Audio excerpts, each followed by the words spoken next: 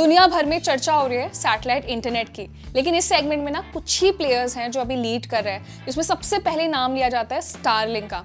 Starlink को own करते हैं एलन मस्क। तो स्टारलिंक सर्विसेज काफी देशों में शुरू हो चुकी है और माना जा रहा है भारत में आने वाले टाइम में जल्दी स्टारलिंक की शुरुआत हो सकती है। और इसके लिए एलन मस्क की कंपनी स्पेसएक्स ने एयरटेल और जियो जैसे बड़े टेलीकॉम ऑपरेटर्स के साथ साझेदारी की है। अब इसी बीच एक अच्छा अपडेट ये है कि एलन मस्क की स्टारलिंक को compete करने के लिए दुनिया की सबसे बड़ी टेक कंपनी के तौर पर जाने वाली कंपनी है Amazon। Amazon ने अपनी पहली सैटेलाइट बेस्ड इंटरनेट टेक्नोलॉजी को लॉन्च कर दिया है और इस प्रोजेक्ट का नाम रखा गया था क्विपर।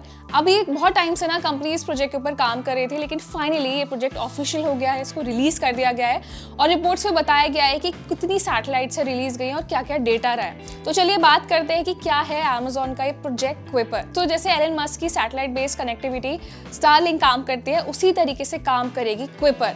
और कुछ रिपोर्ट्स में बताया गया है कि एक या दो नहीं बल्कि 3000 से ज्यादा सैटेलाइट्स को पृथ्वी के निचली कक्षा में पहुंचाया गया है।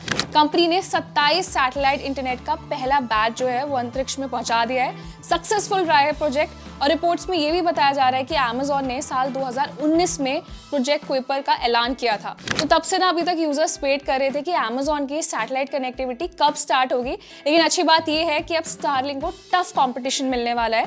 और ये भी बताया गया है कि Amazon का जो प्रोजेक्ट है ना, ये करीब 10 अरब डॉलर में तैयार किया गया है।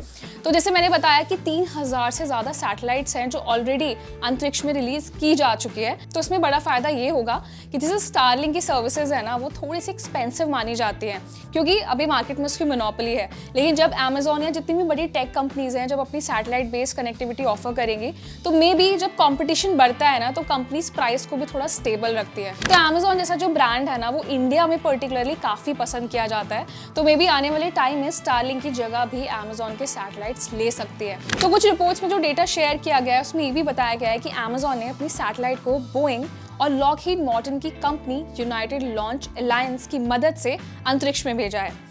एटलस रॉकेट के जरिए सैटेलाइट को अंतरिक्ष में पहुंचाया गया है और अभी तक ये तो रिवील नहीं हुआ कि सैटेलाइट की जो टेस्टिंग स्पीड है वो कितनी होगी, इंटरनेट स्पीड क्या मॉनिटर हुई है, कितनी जीबीपीएस तक की स्पीड ऑफर की जाएगी और आने वाले टाइम में कितने प्राइस में डेटा दिया जाएगा। अभी तक के लिए प्रोजेक्ट जो ऑफिशियली लॉन्च हुआ है, लेकिन और सारी चीज़ें अभी ट्रायल में है।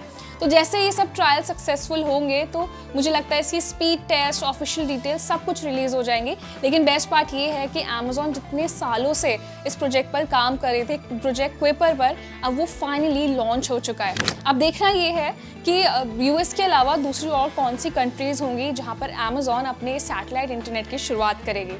तो आप हमें बताइए, आपको लगता है कि जैसे एलन मस्क की स्टारलिंक सैटेलाइट सर्विस है जो ऑलरेडी दुनिया भर में इतनी पॉपुलर है, कि आने वाले टाइम में Amazon उसको compete कर सकते हैं या फिर बेटर कनेक्टिविटी हमें दिला सकती है? तो अपना ओपिनियन हमें कमेंट सेक्शन में ज़रूर दें। जितने भी लोग हैं आसपास जो सैटेलाइट इंटरनेट के बारे में जानने में बहुत क्यूरियस रहते हैं, उनको अवेयर करने के लिए वीडियो उनके साथ शेयर करें, लाइक करें और ऐसे इंटरेस्टिंग वीडियोज़ के लिए हमारे चैनल को सब्सक्राइब भी करें।